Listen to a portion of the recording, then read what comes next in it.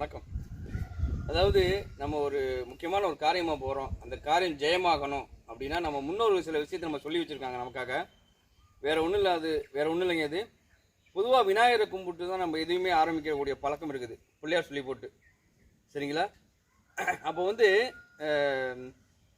விநாயகருக்கு உரிய சமித்து அருகமுள் மாலை. இந்த அருகமுள் மாலை கட்டி போடுவாங்க விநாயகருக்கு, அந்த காரியம் ஜெயிக்கும்னு சொல்லுவாங்க.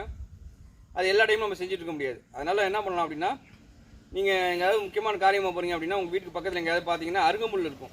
இந்த அருகமுல்லை விநாயகரை கும்பிட்டு எடுத்து உங்கள் பாக்கெட்டில் வச்சுட்டு போகலாம், இல்லை உங்கள் பர்ஸில் வச்சுட்டு போகலாம்.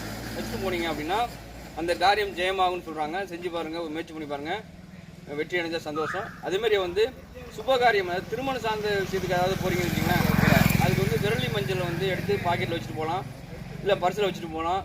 இந்த கொண்டு போனால் அந்த காரியம் சுபமாக முடியும், நல்ல விதமாக முடியும் அப்படின்னு சொல்லி வச்சுருக்காங்க. இது செஞ்சு பாருங்கள், வெற்றி அடைங்க, நல்லதே நடக்கட்டும். நன்றி, வணக்கம்.